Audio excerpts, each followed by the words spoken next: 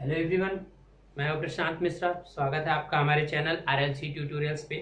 देखिए, मशीन की आपको लेक्चर नंबर 42 आज है। मशीन की आपकी जो लेक्चर नंबर 42, ठीक है।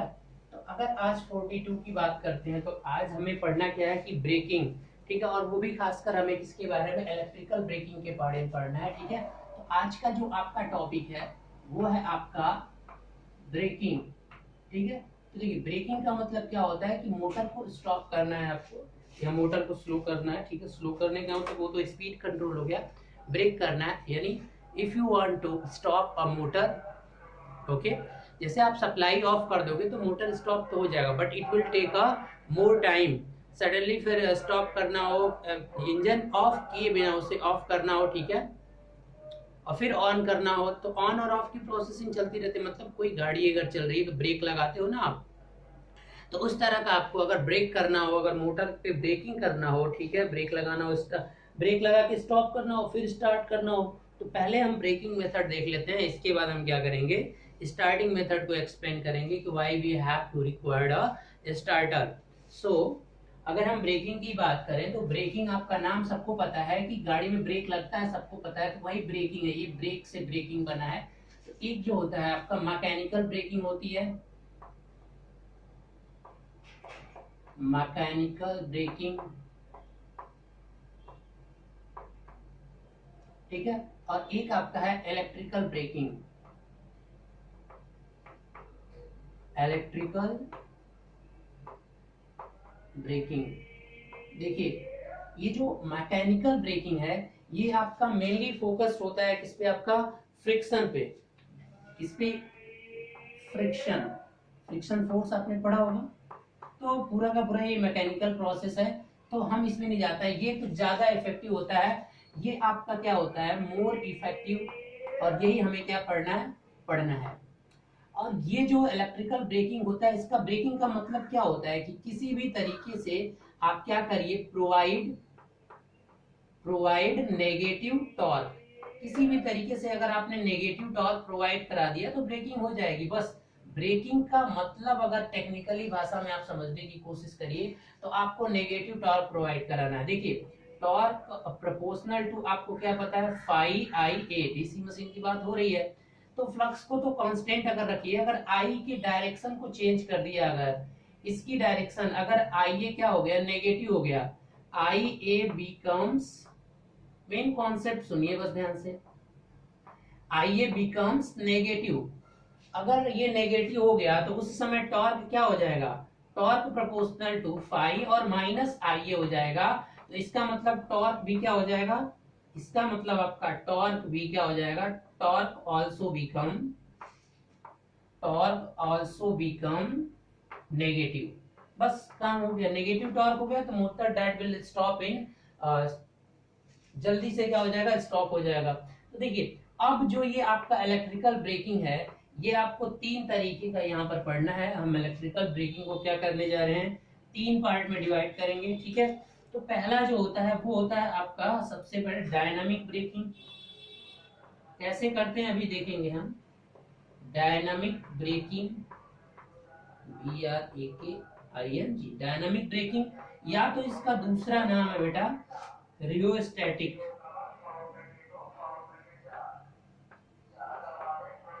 रियोस्टैटिक ब्रेकिंग, ठीक है। दूसरा जो होता है वो होता है आपका plugging,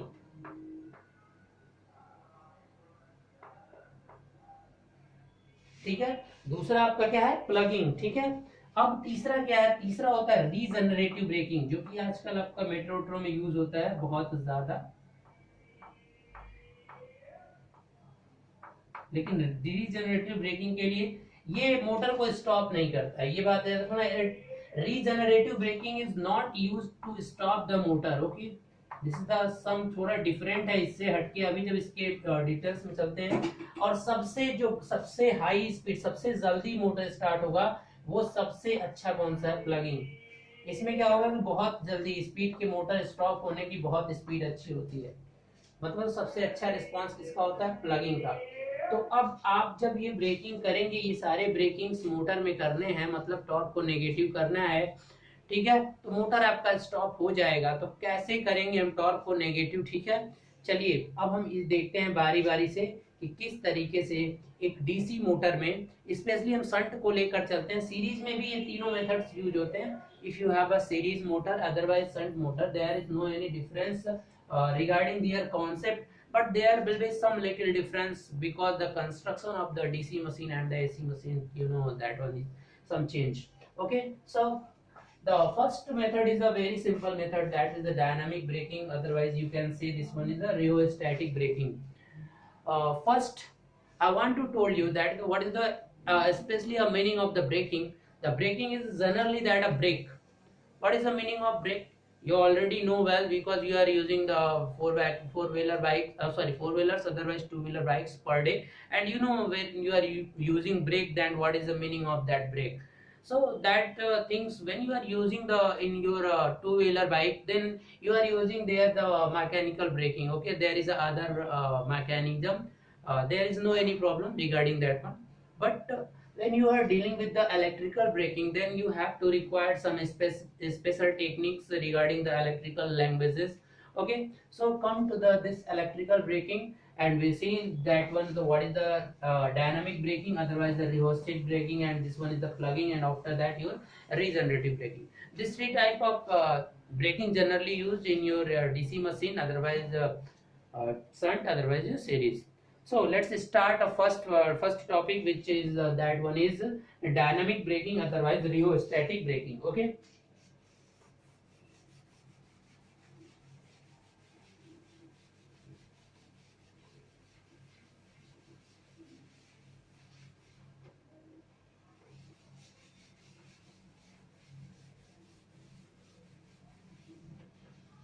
Okay, so first I'm writing here only one name, no need to worry. Okay, so this one is dynamic braking. So what you will do in this one, just take the example of a DC shunt motor, because when you are taking the DC shunt motor, that is a very simplest form, and there is no need to worry regarding the flux, because the flux, otherwise you can say the separately excited motor for your easily understanding purpose. When you start to reading any concept, just you should take the shunt motor, otherwise the separately motor, because when you read that concept once, then you will able to understand the concept, the same concept with the DC series motor. There is no any problem regarding that, all the things. Okay, so come to this one, dynamic braking. So what is this dynamic braking? Let us assume your DC shunt machine. This is your DC shunt motor. I think you know very well in previous lectures what is the, so now come, this is your supply, this is your supply, this is your first I line current, and this is your armature current, and here your armature resistance, and this is your back EMF produced by the motor. Okay, and this is your shunt field, and this is your shunt current. You know very well. What you will do, if you want to perform dynamic braking, it means you want to stop this motor, just what you will do, just brake. It means brake, just break this terminal. It means the armature terminal, suppose that this one is A and this one is A dash, so this armature terminal, just break it. Okay, and so what you will do, see I am again making another circuit, दूसरा circuit बनाता हूं मैं, ठीक है। यहाँ पर देखिए, ये आपका क्या है, आपका देखिए ध्यान से देखिएगा, ये क्या है आपका आर्मेचर। पहले इसमें बैक ईएमएफ कुछ इस तरीके से थी, यानी ये प्लस था, ये क्या था माइनस, और ये आपका ईबी था। आप इसको सप्लाई से डिस्कनेक्ट कर दीजिए, और इसको आपस में एक रियोस्टेट से, रियोस्टैटिक मतलब इसी से रियोस्टैटिक, रियोस्टेट जानते ही हैं, रियोस्टेट आप लैब में बहुत अच्छे से देखे होंगे।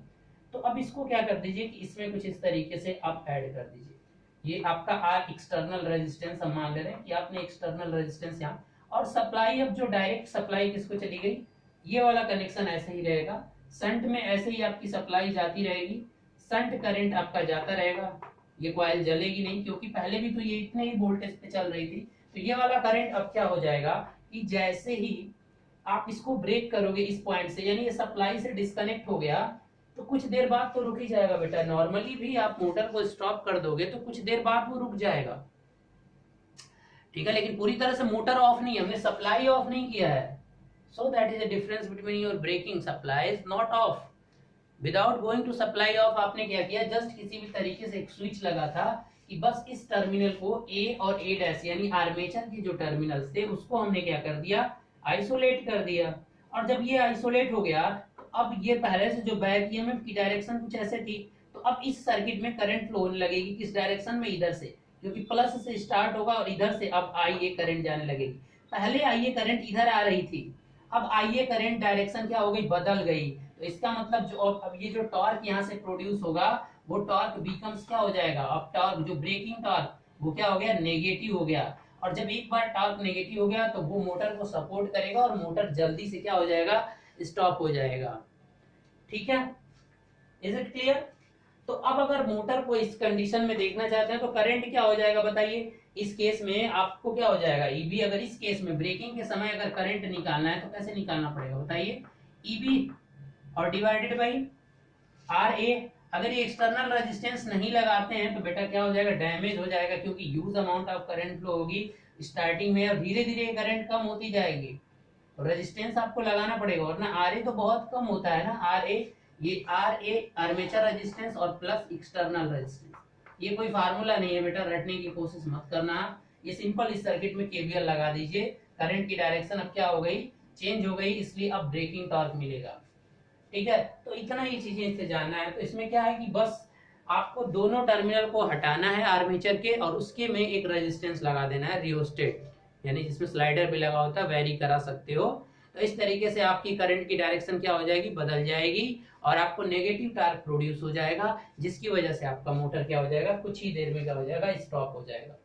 ठीक है, तो अब ये जो ब्रेकिंग टॉर्क यहाँ पर आ रहा है, तो क्या ब्रेकिंग आपने अभी पढ़ा था, टॉर्क और स्पीड का रिलेशन क्या होता है। अगर डीसी मशीन अगर ये इस तरह से ऑपरेट कर रहा था तो यहाँ पर आपने देखा था कि टॉर्क जो इंड्यूस्ड टॉर्क था और ये आपका क्या था, ओमेगा या एन कुछ भी ले लीजिए, तो कुछ इस तरीके का कैरेक्टरिस्टिक्स आपको मिला था दोनों के बीच में।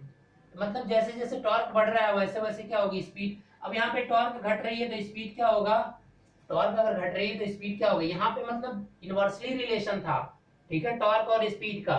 ठीक है, लेकिन यहाँ पर क्या है, ये ब्रेकिंग टॉर्क है तो अब नेगेटिव टॉर्क की बात हो गई ना, नेगेटिव हो गया। तो अब इस केस में यहाँ डायरेक्टली रिलेशन मिलेगा। तो जो ब्रेकिंग टॉर्क आता है, एक बार मैं यहाँ पे बता दे रहा हूँ, देखिए जो ब्रेकिंग टॉर्क आएगा वो प्रोपोर्शनल टू आएगा फ्लक्स के स्क्वायर के, और जो फ्लक्स ये शंट में जा रही है ना बेटा, फ्लक्स और आपका स्पीड के डायरेक्टली प्रोपोर्शनल टू होता है ब्रेकिंग टॉर्क। यानी इस कंडीशन में जो टॉर्क मशीन से प्रोड्यूस, क्योंकि कुछ देर तक तो वो रोटेट करेगा ना, तो वो जो रोटेट करेगा उसकी वजह से ब्रेकिंग टॉर्क आएगा। और वो ब्रेकिंग टॉर्क जो होगा पहले वाले टॉर्क के जैसा नहीं होगा। अब ये braking torque directly proportional to K होता है, स्पीड के होता है। ब्रेकिंग टॉर्क की बात हो रही है, तो यहाँ पर ये चीज आप कभी कंफ्यूज मत होना। ठीक है बेटा, इसको डिराइव करने का कोई बड़ा फंडा नहीं है, इसे डिराइव किया जा सकता है। ये फार्मूला डीसी में आराम से हो सकता है, अगर एसी में करना हो तो थोड़ा डिफिकल्ट हो जाएगा। देखिए मैं आपको सिंपली बता देता हूँ एसी के लिए कि किस तरीके से ये फार्मूला आया हुआ है। 2 मिनट लगेगा वैसे, क्योंकि अभी आगे मैं दूसरे वाले में नहीं बताने, क्योंकि वो कॉम्प्लेक्स हो जाता है, 2 टर्म आ जाएंगे वहां पर। देखिए आप जनरली जानते हो कि पी आपका पी इज इक्वल टू क्या होता है, टॉर्क इनटू ओमेगा। ठीक है, अगर टी इज इक्वल टू क्या हो जाएगा, P divided by omega. Simple सा, पी इज इक्वल टू क्या होता है, EB I A divided by क्या हो जाएगा, इसको लिख सकते हैं 2 पाई एन और इसको 60, जब तब ये न्यूटन मीटर में बदलता है। ये चीज बहुत पहले से आप पढ़ते आ रहे हो। अब यहाँ से जो टॉर्क हो जाएगा, अब ध्यान से देखिए ईबी की वैल्यू क्या होती है, 5 z n p divided by 60 है, ये भी आपको पता है बहुत अच्छे से। और यहाँ पर क्या हो जाएगा आई ए, अब डिवाइडेड बाई 2 पाई और एन बाई क्या कर दो 60। अब देखो ये n बाई 60, ये n बाई 60 से खत्म हो जाएगा। अब क्या बचेगा यहाँ पर 5 जेड पी डिवाइडेड बाई ये a और यहाँ पर 2 पाई बचा हुआ है और यहाँ पर आई ए। अब आई ए की वैल्यू अगर ब्रेकिंग टॉर्क निकालनी है, वैसे ये जनरली टॉर्क का फार्मूला हो गया, ये तो जेन्युइन कहीं भी यूज कर सकते हो। लेकिन अगर स्पेशली ब्रेकिंग टॉर्क की बात करेंगे, अगर आप स्पेशली ब्रेकिंग टॉर्क की बात करते हैं बेटा, तो देखिए आपका सिंपल, तब यहाँ पर आपको करंट इतनी रखनी पड़ेगी क्योंकि करंट की वैल्यू चेंज हो जाएगी ना। अब पहले करंट क्या थी, जब मोटर ऑपरेट कर रहा था तो उस समय जो करंट होती है IA is equal to V minus EB, ठीक है, और डिवाइडेड बाई क्या होता है RA। ये फार्मूला होता है जब मोटर रनिंग केस में होता है, लेकिन हम ब्रेकिंग की बात करें तो हमारी सर्किट ही थोड़ी सी अलग हो गई है, तो ये फार्मूला यूज नहीं होगा। तो अब यहाँ पर आइए, जब ये रखेंगे तो अब ये टॉर्क TB बन जाएगा, टॉर्क ब्रेकिंग टॉर्क। अब यहाँ पर फाई ZP, बस 2 लाइन और, यानी 2 पाई को पहले कर दीजिए और इंटू A, और यहाँ पर ये वैल्यू रख दीजिए। EB फिर आ रहा है ना, इसमें EB की वैल्यू क्या रख दीजिए, phi ZNP divided by 60A, ठीक है, और डिवाइडेड बाई RA प्लस क्या हो गया R एक्सटर्नल, बस हो गया। Over phi phi phi square z z z square, कुछ नहीं, हमें मतलब क्या है कि फाई और स्क्वायर और n डायरेक्टली बस यहाँ n मिल रहा है, तो n के क्या हो रहा है, प्रोपोर्शनल टू हो रहा है ना, बस काम ओवर। यानी यहाँ से सारी चीजें कांस्टेंट, तो TB प्रोपोर्शनल टू n मिल गया, वही मैंने यहाँ पे लिख दिया था। तो ये एक्चुअली कभी कभी इस समय कंपटीशन की एग्जामिनेशन से पूछ सकता है कि जो ब्रेकिंग टॉर्क ब्रेक आप जब करते हो सारे मेथड से करोगे तो अलग अलग ब्रेकिंग टॉर्क आएगा, ठीक है। तो ये थोड़ा सा आप फोकस करना है, लेकिन हर जगह आप डायरेक्टली रिलेशन आएगा ब्रेकिंग टॉर्क के साथ स्पीड की क्या आएगी, डायरेक्टली रिलेशन आएगा, इनवर्सली रिलेशन नहीं होगा, ठीक है। मतलब जैसे जैसे ब्रेकिंग टॉर्क बढ़ेगा वैसे वैसे आपका क्या होगा, स्पीड भी बढ़ेगी। अब अगर ब्रेकिंग टॉर्क कम होगी तो उसी के अकॉर्डिंग क्या होगा, स्पीड भी कम होता जाता है। तो इसीलिए जब ब्रेकिंग टॉर्क जैसे जैसे बढ़ती है तो वैसे वैसे स्पीड भी बढ़ेगा, लेकिन ब्रेकिंग टॉर्क घट रहा है ना, तो स्पीड भी घट के तुरंत क्या हो जाती है, जीरो हो जाती है। मतलब डायरेक्टली रिलेशन होता है if you are talking regarding the braking torque. If you are talking regarding that one is not braking torque, then you know that is a reciprocal relation, it means the inversely relation. If the speed is increasing, torque is decreasing, is genuine reason. In shunt and the series there will be some changes, but don't bother it. So it is clear. तो first method आपने देख लिया, चलिए दूसरे method की तरफ बढ़ते हैं। दूसरा मेथड है आपका प्लगिंग, या उसका नाम होता है रिवर्स करंट ब्रेकिंग।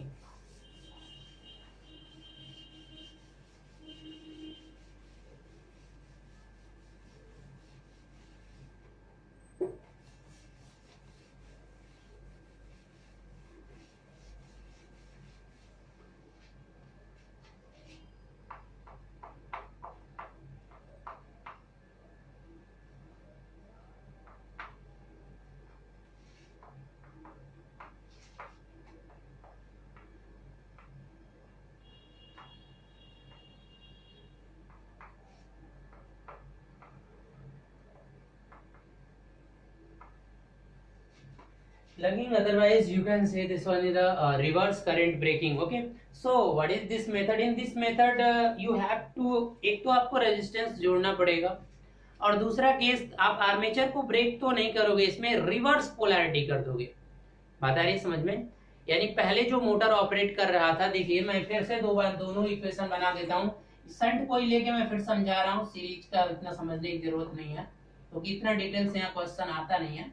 अब देखिए यहाँ पर आपका आर्मेचर था, ये कुछ इस तरह से कनेक्ट रहा होगा स्टार्टिंग में, ठीक है। अब क्या होगा कि जब आप इसे यूज करना चाहते हो, इसमें क्या प्लगिंग, तो आपको कैसा अरेंज करना होगा, ये आपकी शंट ऐसे ही रहेगी, शंट पे कोई इफेक्ट नहीं पड़ेगा। अब यहाँ पर जो ये फील्ड कॉइल है, ये इस तरह से थोड़ा सा बना लो, ये इसका पॉइंट मान लो A, और A क्या था, A डैश। अब ये जो A वाला डैश है और इसकी पोलैरिटी को बदलना पड़ेगा, ये सप्लाई से डायरेक्ट हो गया, इसको डिस्कनेक्ट नहीं करना है। जब आप प्लगिंग कर रहे हो तो इसे डिस्कनेक्ट नहीं करना है, क्या करना है, रिवर्स कर देना है। मतलब ये पॉजिटिव वाला आप कहाँ पे ले जाके जोड़ देना है, नेगेटिव पे, यानी रिवर्स स्विच लगाना पड़ता है, और इसको ले जाके कहाँ पे जोड़ देना पड़ता है, इससे, लेकिन डायरेक्ट नहीं जोड़ेंगे, ठीक है, इससे डायरेक्ट आप नहीं जोड़ेंगे। क्या करेंगे, एक क्या लगाना पड़ेगा, रिहोस्टेट, आर एक्सटर्नल एक रेजिस्टेंस लगाना होगा, और फिर आप ले जाकर इससे क्या कर सकते हो, इसे ऐड कर सकते हो। बात आई समझ में? ये आपका आर एक्सटर्नल, मतलब इसमें क्या होगा कि इसकी सप्लाई को भी रिवर्स करना पड़ेगा आर्मेचर की, ठीक है। तो मोटर क्या होगा कि रिवर्स में घूमने लगेगा, ये भी याद रखना कि जैसे ही वो रिवर्स में घूमना स्टॉप होगा, फिर उसी समय क्या हो जाएगा, आपको ब्रेकिंग का पता चल जाएगा। ये भी याद रखना कि इसमें रिवर्स में घूमने लगेगा, ठीक है। चलिए तो जब फिर मोटर फिर शुरू से रिवर्स में घूमने लगे तो फिर आप समझ लो उसे स्टॉप कर दो, वहां पे सप्लाई को ऑफ कर दो। नहीं तो अदरवाइज फिर अगर कॉन्टिन्यूअस अगर इसे मेंटेन किए रखोगे तो फिर क्या हो जाएगा आपका, फिर वो धीरे धीरे घूमने लगेगा दूसरे डायरेक्शन में। तो इसमें ये चीज देखना पड़ता है, फिर सप्लाई को ऑफ कर दोगे तो ये बहुत फास्ट होता है।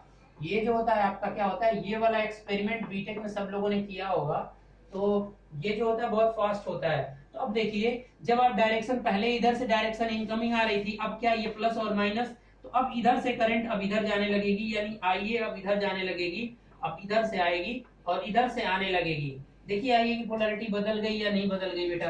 देखिए पहले करंट इधर से आ रही थी, अब इधर से इधर जाने लगेगी। तो बस आइए की पोलैरिटी बदलने से आपका टॉर्क क्या हो गया, अब जो टॉर्क हो गया वो क्या हो गया, नेगेटिव हो गया।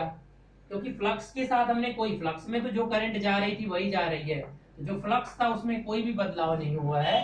तो इसलिए आप जानते हैं कि टॉर्क प्रोपोर्शनल टू फ्लक्स और आईए इन्हीं दोनों पे डिपेंड करता है। फ्लक्स के साथ कोई छेड़खानी नहीं हुई, आपका करंट के साथ क्या हो गया, नेगेटिव हो गया, तो टॉर्क भी क्या हो गई, नेगेटिव हुई। और जब नेगेटिव टॉर्क मिल गई तो यानी मोटर अब इस डायरेक्शन में घूम रहा था, तो अब धीरे धीरे क्या होगा, वो डायरेक्शन अपोजिट कर लेगा तुरंत, और फिर जीरो पर आएगा, मतलब पहले जीरो पर आएगा और फिर डायरेक्शन अपोजिट में घूमने लगेगा।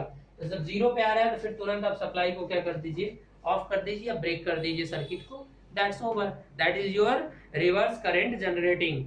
okay, I hope so you can understand this one. How can you write the IA during this plugging, during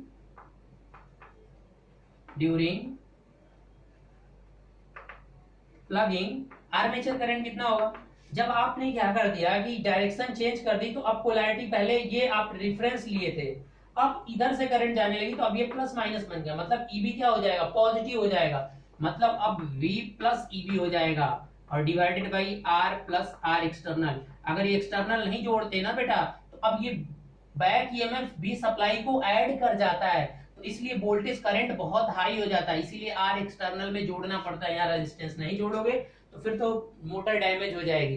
क्योंकि उस कंडीशन में जब आप ब्रेकिंग करते हो प्लगिंग, तो बैक ईएमएफ सप्लाई का सपोर्ट करने लगता है। देख रहे हो ना यहाँ पे, पहले अपोज करता है। नॉर्मली जब मोटर चलती है तो क्या होता है, रनिंग कंडीशन में क्या होता है, जब मोटर रनिंग करती है तो आप जानते हो कि I is equal to V minus EB divided by R plus R external होता है।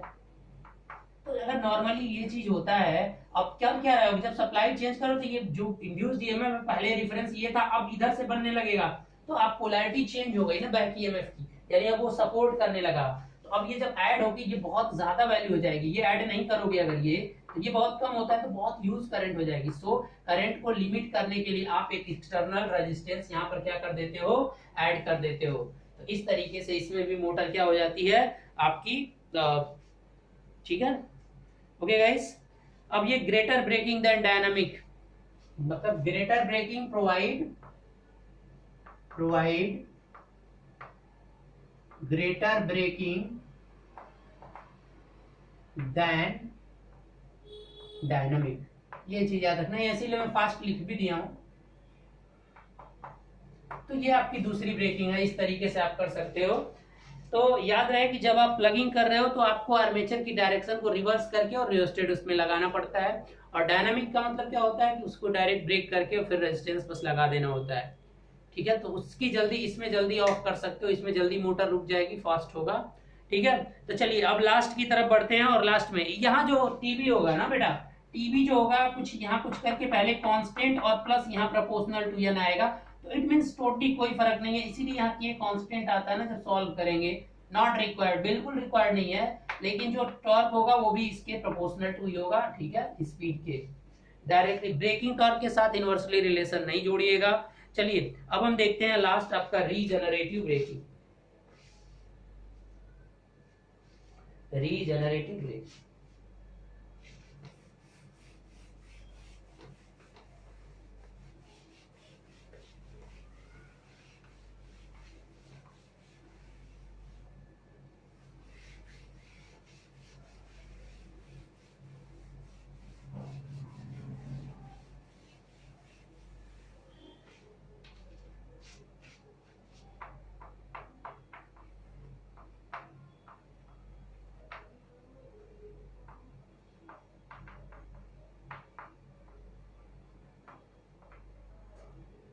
देखिए इसके बारे में ही पढ़ा जाए तो बहुत ज्यादा डिटेल्स हो जाएगा, और but examination point of view से ये इंपॉर्टेंट चीज इतनी नहीं है, लेकिन जो प्रैक्टिकली इसका यूज होता है ना, और ये बहुत यूज टॉपिक है अपने आप में ही, रीजनरेटिव ब्रेकिंग। तो हमें यहाँ पे बस थोड़ा सा इसे समझ लेना होता क्या है। सबसे पहली बात कि this method is used when load motor has overhauling characteristics. This method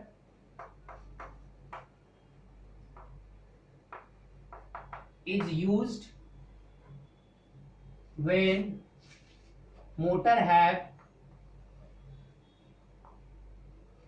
overhauling characteristics। अब ये क्या होता है, ठीक है, इसकी स्पेलिंग थोड़ी सी आप देख लेना। ओवरहॉलिंग,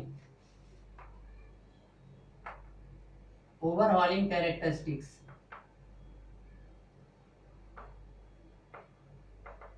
मतलब इसका मतलब क्या है कि अगर कभी भी आपका बैक ईएमएफ बेटा अगर अधिक हो गया भी, यही होता है ओवरहॉलिंग कैरेक्टरिस्टिक्स।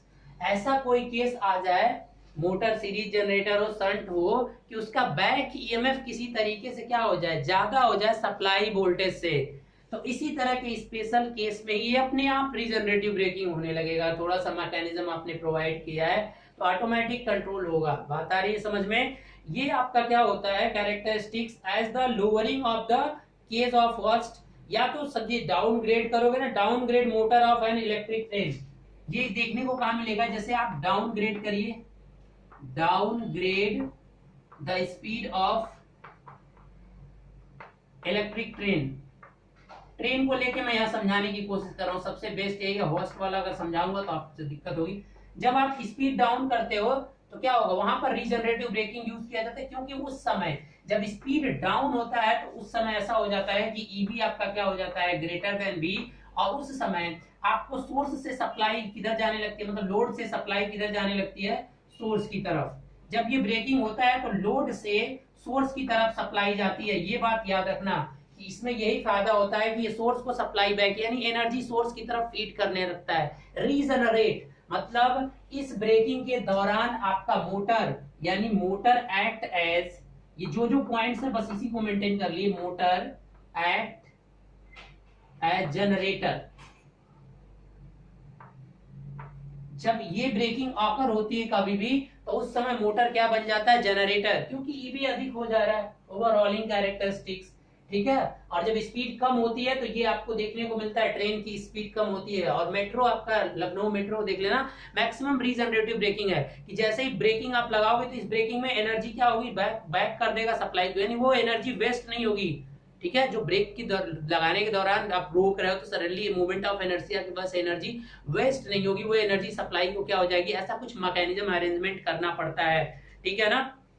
और ये तभी होगा रीजनरेटिव ब्रेकिंग ऑटोमेटिकली जब आप किसी तरीके से उसमें कुछ ऐसा मैकेनिज्म करके, और वो जब स्पीड नेगेटिव हो, जब स्पीड कम होती है तो बैक ईएमएफ ऑलरेडी बढ़ जाता है वहां पर, ठीक है। तो अगर ये केस किसी तरह से आ गया तो ऑटोमेटिकली रीजनरेटिव ब्रेकिंग आप अगर सर्किट में प्रोवाइड करा दोगे तो उस समय क्या होगी कि आपकी जो एनर्जी मोटर होगा वो जनरेटर की तरफ बिहेव करेगा, और जब तक वो ब्रेकिंग हो रही होगी तब तक वो क्या करेगा, सप्लाई को एनर्जी सप्लाई को देगा, वो लोड जो है सप्लाई को एनर्जी करेगा। और फिर आगे जब स्पीड गियर अप करना है तो आप फिर उस एनर्जी का यूज कर लीजिए, अच्छी बात है। और आपके डीएमआरसी में मैक्सिमम यही किया जाता है, ठीक है ना। जब ब्रेक लगाना होता है कहीं भी तो उस एनर्जी वेस्ट नहीं होती, वो ब्रेक एनर्जी जो हाफ मतलब ओमेगा स्क्वायर जो काइनेटिक एनर्जी है, कोई चीज स्पीड में घूम रही है, सडनली ब्रेक लगाओगे तो उसकी काइनेटिक एनर्जी क्या हो रही है, डिस्टर्ब हो रही है ना, लॉस्ट हो रही है, तो उस एनर्जी को आप यूज कर लीजिए। तो वही काम करता है रीजनरेटिव ब्रेकिंग, ठीक है। इलेक्ट्रिकल मेथड सब पूरा डिटेल से इसे नहीं पढ़ना है, सिंपल सी बात है कि ये मोटर को स्टॉप करने के लिए यूज नहीं होता है, ठीक है। ये बात सबसे पहले, it would not stop the motor, ये मोटर को स्टॉप नहीं करेगा। और दूसरी बात, but it help the motor to regain its original mode, original mode में लाने के लिए हेल्प करेगा, ठीक है ना। एक पॉइंट और लिख लो, इट शुड नॉट, क्लियरली जब आप वीडियो देख रहे हो तो मैं बोल दे रहा हूं, it should not stop the motor, but original state में लाने के लिए उसे क्या करेगा, हेल्प करेगा। तो बस इतना ही इंपॉर्टेंट है, ठीक है ना। सीरीज मोटर में थोड़ा डिफिकल्ट होता है, सेपरेटली एक्साइटेड में सबसे बेस्ट कहां पे होगा, ये सेपरेटली एक्साइटेड, मतलब इसको अरेंजमेंट करना पूरी सर्किट और पूरा डिटेल्स नहीं देखना, मैंने बताया था इतना बहुत है, जितना इसके बारे में बता दिया। Separately excited that is okay, but अगर आप सीरीज ले रहे हो तो सीरीज में थोड़ा सा इसको करना क्या होता है, डिफिकल्ट होता है। सीरीज में क्या होता है, डिफिकल्ट होता है। ठीक है, तो इस तरह से आप क्या कर सकते हो। ठीक है, अब आपको समझ में आ गया कि रीजनरेटिव ब्रेकिंग कभी होगा, जब ओवरऑलिंग कैरेक्टरिस्टिक्स को समझने का मतलब क्या, कि किसी भी तरीके से कुछ ऐसा मैकेनिज्म वहां पे करना होगा जिसकी वजह से आपका ईबी क्या हो जाए, तो पूरा सेट करना पड़ता है। ठीक है, तो पूरा इसके बारे में डिटेल्स हमें नहीं पढ़ना है, तो ये अपने आप ऑकर्ड होगा, ऐसा नहीं किसी, ये तब ऑकर्ड होगा अपने आप ऑटोमेटिक। आप बस किसी तरह से ईबी को अधिक कर दीजिए ब्रेकिंग के दौरान। ब्रेकिंग के दौरान कोई भी ऐसी ब्रेकिंग कर रही है तो उसमें ईबी अधिक हो जाए तो ऑलरेडी ये ब्रेकिंग अपने आप आ जाएगा, और ये आते ही क्या करेगा, सप्लाई को एनर्जी देने लगेगा, लोड एकदम सोर्स की तरह बन जाएगा। तो बहुत अच्छी बात है, एनर्जी लॉस नहीं होती है इसमें। ठीक है, लेकिन जनरली ये यूज नहीं होता, मोटर को स्टॉप करने के लिए जनरली यूज नहीं होता है, वहां पर आप प्लगिंग और वो यूज कर दीजिए।